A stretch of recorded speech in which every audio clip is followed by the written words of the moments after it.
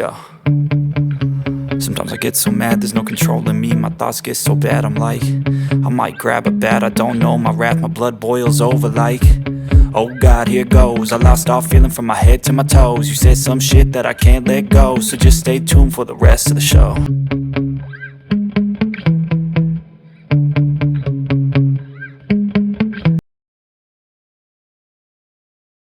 ले दे के फकत एक नज़र तो है, क्यों देखे जिंदगी को किसी की नज़र से हम।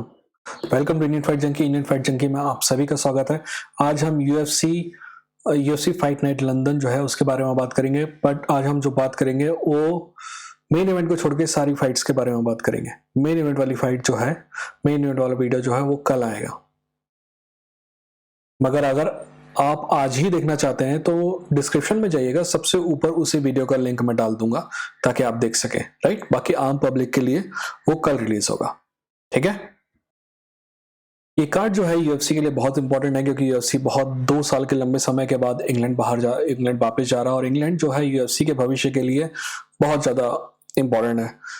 आपको समझना होगा कि जो दुनिया में बहुत ही कम जगह पे कॉम्बैट स्पोर्ट जो है ना ऐसी तरक्की रखता है, जैसे कि जापान में, इंग्लैंड में, यूरोप में कम, इंग्लैंड में, यूक्रेन में बॉक्सिंग शानदार, रशिया में रेसलिंग शानदार, जापान में आपका जूडो और मिक्स मार्शल आर्ट शानदार, ब्राजील में, कुछ हद तक सिंगापुर में भी कह सकते हैं। इंडिया में वैसे भी बहुत कम है, तो इंडिया की तो बात हम कर ही नहीं रहे। और अमेरिका तो है ही है, और अगर नॉर्थ अमेरिका, साउथ अमेरिका में चले गए तो कोलंबिया, यानी कि ये जो जगह है ना यहाँ पे कॉम्बैट स्पोर्ट काफ़ी फेमस है। मैक्सिको तो हम भूल ही गए बताना।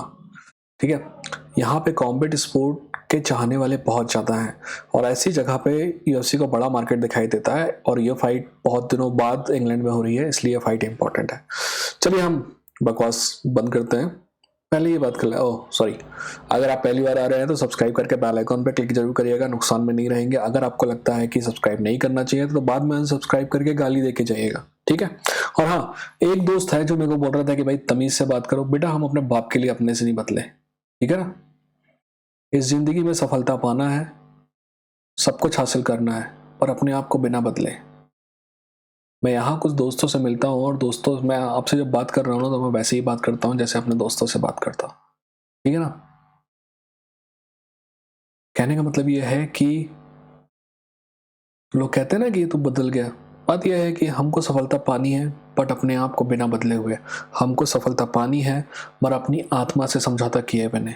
राइट, हमको सफलता पानी है और उन लोगों को भूले बिना जो मेरे साथ इस समय में है। ठीक है, जैसे कि आप लोग हैं, मैं बता रहा हूं आपको, ये चैनल एमएमए का सबसे बेहतरीन चैनल होगा एक दिन। ठीक है, ये जो देख रहे हैं ना आप, ये जो वॉलपेपर है ना, पूरे कमरे में होगा, लाइट वाइट होगा, सब कुछ होगा। पर क्या मैं उस समय उन लोगों को भूल जाऊं जो मेरा आज चैनल देखते हैं? नहीं ना।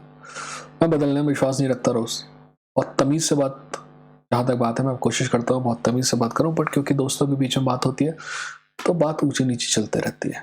चलिए इस कार्ड पे बात करते हैं। आज के भाषण यही समाप्त हुए। ठीक है, सब्सक्राइब जरूर करिएगा। सबसे पहले बात कर लेते हैं आपको कौन सी फाइट से, जो मतलब पीछे से आगे चलते हैं। सबसे पहली फाइट जो आपको देखनी है, जिसके पहले आप चाहे फाइट में स्पीक कर सकते हैं, वैसे तो नहीं करना चाहिए क्योंकि सारी फाइट लगभग ठीक है, मतलब बहुत अच्छी भी नहीं है, बहुत बुरी भी नहीं है। वैसे पिछला कार्ड जो था बहुत शानदार था, लोगों को इससे उम्मीद नहीं थी, बट इट वॉज अनकलेव वाला जो कार्ड था बहुत शानदार था। ठीक है, तो इससे भी हम वैसी उम्मीद करें। पर एक और बात है कि ये ज्यादा अच्छा इसलिए हो सकता है इसमें बहुत सारे इंग्लिश फाइटर हैं। इंग्लिश फाइटर हमेशा एक्साइटिंग होता है। ठीक है, तो ये बात भी है। पहली फाइट जो है तकाशी शोटो वर्सेस गनर नेल्सन की है। तो मैं इस बारे में आपको ज्यादा नहीं कहना चाहूंगा, बस आपसे ये रिक्वेस्ट करूंगा कि गनर नेल्सन की पता नहीं कितनी फाइट बची है। तो ये जो माइस्ट्रो है ना, जो ग्रैपलिंग का माइस्ट्रो है, ग्रैपलिंग का लेजेंड है, ये आपके सामने बहुत कम फाइट्स के लिए बचा हुआ है, तो इसको जरूर देखेगा, भूलिएगा नहीं।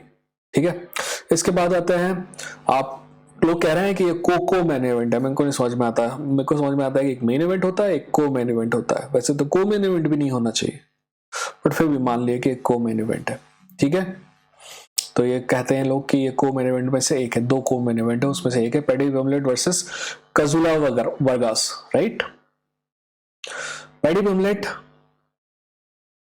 के लिए ये फाइट जो है ये पहले से ज्यादा टफ है, बट क्या हम ये कह सकते हैं कि बहुत टफ फाइट है?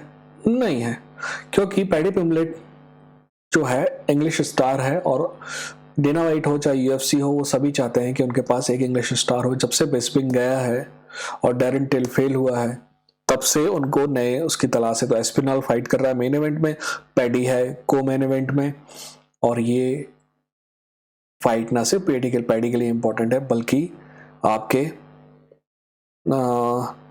यूएफसी के लिए भी इंपॉर्टेंट है। अब मैं आपको 2 एग्जांपल दूंगा। यूएफसी इसको पैडी को स्लो प्ले करेगा, कहने का मतलब है इजी फाइट देगा और फिर धीरे धीरे करके टफ फाइट देगा। इसका मतलब ये नहीं कि पैसा कम देगा, पैसा बराबर से देगा क्योंकि उसको स्टार बनाना है।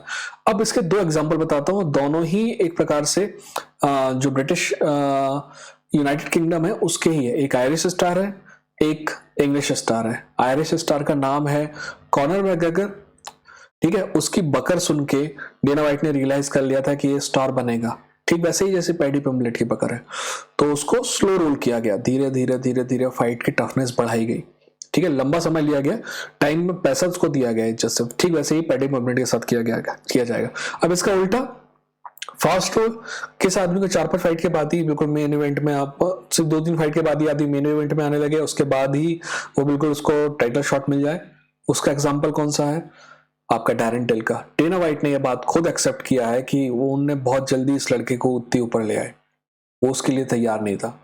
तो इसको स्लो रोल करेगा डेना वाइट और पूरा यूएफसी। देखते हैं ये बात कैसे चलती है। ये फाइट इतनी टफ नहीं होनी चाहिए। मैं ये नहीं कहूँगा कि हार्ट और माइंड दोनों ही ये कह रहे हैं, बस मैं ये नहीं कहूँगा कि हार्ट ये कह रहा है माइंड ये कह रहा है। बात यह है कि फाइट इजी है, ये फाइट पैडी पिम्बलेट को आराम से जीतनी चाहिए। बट पैडी पिम्बलेट को एक बात दिखानी होगी हमको कि उसकी स्ट्राइकिंग बेहतर हुई है कि नहीं हुई है। कम से कम स्ट्राइकिंग बेहतर हुई है, वो यहाँ हुई हो। स्ट्राइकिंग डिफेंस बेहतर होना चाहिए, क्योंकि देखिए आप जब लो लेवल पे फाइट कर रहे हैं ना आप, तो ये है कि आप उसका डैमेज आपको इतना ज्यादा नहीं होता, तो आप उसको सहन कर सकते हैं।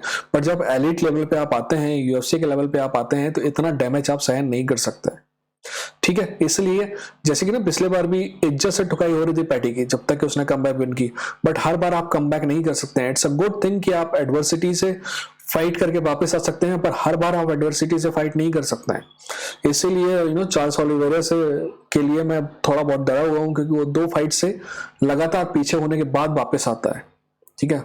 मेरे को उम्मीद है कि इस फाइट में वो शुरू से आगे रहेगा। पैडी पिम्बलेट से भी ये उम्मीद है कि वो कमबैक ना करे, बाकी शुरू से हावी रहे, और अगर उसका डिफेंस अच्छा है तो मेरी नज़र में वो बेहतर हो जाएगा। अभी मेरे को बहुत फाइट देखनी पड़ेगी पैडी पिम्बलेट की, यानी कि इस लेवल पे, नीचे तो देखी हुई है, इस लेवल पे, केज वॉरियर के लेवल पे नहीं, यूएफसी के लेवल पे, तब हम जाके उसको जज कर सकेंगे कि ये लड़का कहाँ जाएगा, ठीक है। नेक्स्ट फाइट है, और वो फाइट है जो आपको छोड़नी नहीं है। ये फाइट है Arnold Allen versus Dan Hooker की। ये को मेन इवेंट है, ठीक है। ये सबसे बेहतरीन फाइट है। आप आर्नल्ड एलन को अगर आप नहीं जानते हैं तो आपको जानना चाहिए। वैसे तो मेरे चैनल को देखने वाले ज्यादातर लोग जानते हैं, बट फिर भी अगर जो नहीं जानता है उसको जानना चाहिए। डैन हुकर वापस से 155 से 145 में आ रहा है। मैं उसके लिए I am actually worried. Dan Hooker जिस हिसाब से बातें करता है ना, अपना सा आदमी लगता है, इसीलिए हम चाहते हैं उसको हमेशा जीतते हुए देखना। But at the same time अगर किसी के साथ हमारी भावनाएं जुड़ी होती है ना, तो हम उसके लिए फिक्र भी करते हैं। ठीक वैसे ही मुझे इस बात की फिक्र है कि डैन हुकर को 145 में नहीं आना चाहिए। मेरा तो मानना था कि वो लड़के को 170 में जाना चाहिए था, अगर कहीं जाना चाहिए तो, क्योंकि उसका बोन स्ट्रक्चर जो है ना काफी चौड़ा है, काफी ब्रॉड है, राइट। हाइट भी मेरे ख्याल से 6 फुट 2 या 6 फुट 3 या कम से कम 6 फुट 1 इंच तो होगी, ठीक है।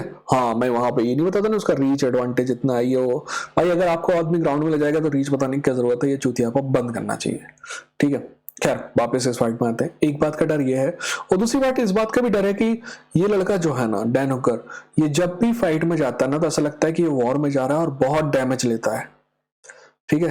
तो मुझे नहीं पता कि कितने लंबे समय तक इस डैमेज को वो इस डैमेज के साथ वो compete कर पाएगा। इसलिए मैं चाहता था कि वो 170 में जाए, ताकि कम वेट कट करना पड़े उसको, कम से कम वेट कट करना पड़े, और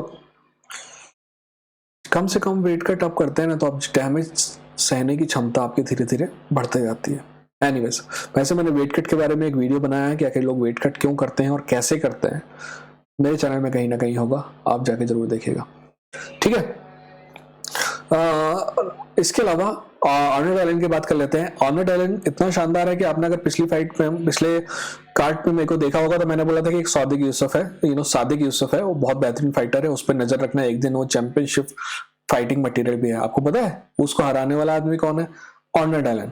Arnold Allen 8 fight winning streak में है, राइट। बट मेरे को थोड़ी बहुत प्रॉब्लम आर्नल्ड एलन के साथ भी नजर आती है। नंबर 1, पिछले 3 साल में वो 3 फाइट किया है, राइट। या तो वो लगातार उसको इंजरी है, नैगिंग इंजरी है जो परेशान कर रही है, या फिर उसको फाइट से रिकवर होने में टाइम लगता है। अब मैं बताता हूं कि अगला जो कारण जो उसके लिए प्रॉब्लमेटिक है वो हो सकता है कि उसको वही कारण हो कि फाइट से उसको रिकवर करने में क्यों टाइम लगता है।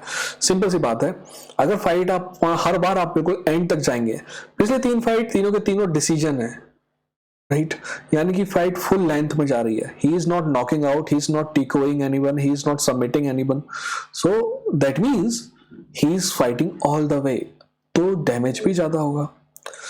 तो आर्नल्ड एलन की ये दोनों कमियां हैं, बाकी इसके अलावा और कोई कमी नहीं है। आर्नल्ड एलन स्ट्राइकिंग में भी शानदार है बच्चा, और ग्राउंड में भी अच्छा है। अगर होकर को ये फाइट जीतनी है तो ग्राउंड को उसको अवॉइड करना होगा, ठीक है, किसी भी हालत में अवॉइड करना होगा। और तो और ग्राउंड को अगर अवॉइड करना है तो होकर के साथ एक और कमी आ जाएगी, अगर ग्राउंड को अवॉइड करना है तो आर्नल्ड एलन को वो अपनी नी नहीं दे सकता, राइट। अगर आप कैफ किक मार रहे हो ना तब तक ठीक है, अगर कैफ से ऊपर अगर थाइस के पास किक आती है ना तो बहुत डिफिकल्ट हो जाएगा, 1 लेग टेक डाउन हो सकता है, ठीक है। तो अगर होकर को फाइट जीतनी है तो वो स्ट्राइकिंग में ही जीतेगा। मेरा दिमाग क्या कहता है? मेरा दिमाग कहता है कि फाइट आर्नल्ड एलन जीतेगा, बट मेरा दिल क्या चाहता है? मेरा दिल चाहता है कि फाइट डैन हुकर जीते। पर ना ही मेरा दिमाग, ना ही मेरा दिल, ना ही कागज पे जो आंकड़े हैं वो फाइट करने जा रहे हैं। कागज पे आंकड़े फाइट नहीं करते हैं, 2 इंसान फाइट करते हैं। और जब 2 इंसान फाइट करते हैं तो हमें ये कहना गलत हो जाएगा कि ये जीतना चाहिए या वो जीतना चाहिए। इसीलिए मैं कोशिश करता हूँ कि ये मेरा ओपिनियन है, राइट। मुर्गे नहीं फाइट कर रहे हैं, इंसान फाइट कर रहे हैं। और आप भी अपनी ज़िंदगी में फाइट करते रहिए, मैं आपके साथ हूँ और आप मेरे साथ हैं। दोनों भाई मिलके कहीं ना कहीं पहुंचेंगे। अपना ख्याल रखिए, मिलते हैं अगले वीडियो के साथ। अगर अभी तक आप हैं और सब्सक्राइब नहीं किया है तो सब्सक्राइब करने की तो बनती है दोस्त। और जाते जाते कमेंट सेक्शन में बताइएगा कि क्या अच्छा लगा, क्या नहीं लगा। और मेरे यहाँ पे ना कुछ वीडियो आ रहे होंगे, वो भी देखिएगा, मेहनत से बनाए हैं, देखिएगा जरूर। चलिए अपना ख्याल रखिए, मिलते हैं अगले वीडियो के साथ।